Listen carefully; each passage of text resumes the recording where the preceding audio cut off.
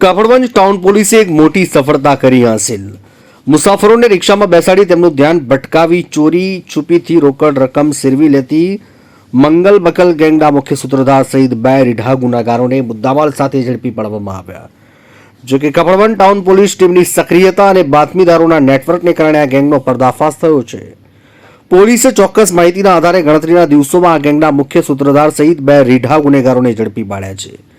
તેમની modus operandi એવી હતી કે તેઓ રિક્ષામાં બેઠેલા મુસાફરનું કોઈને કોઈ બહાને ધ્યાન ભટકાવતા અને તે દરમિયાન નજર ચૂકવીને મુસાફરના પાકીટ કે બેગમાંથી રોકડ રકમ સેરવી લેતા હતા। પોલીસે આ બંને આરોપીઓ પાસેથી ચોરી કરેલો મુદ્દામાલ જપ્ત કર્યો છે, જેમાં રોકડ રકમ 35,000 અને સીએનજી રિક્ષાનો સમાવેશ થાય છે। આરોપીઓ એક બોરસદ અને બીજો પેટલાદનો હોવાની માહિતી છે। આ સફળતા કપડવંજ ટાઉન પોલીસની ટીમની મહેનત અને સતર્કતાનું પરિણામ છે। પોલીસે હવે આ બંને આરોપીઓના અન્ય સાગરીતો અને તેમણે આચરેલા અન્ય ગુનાઓ અંગે વધુ તપાસ હાથ ધરી છે। નડિયાદથી બસર મલિકનો રિપોર્ટ।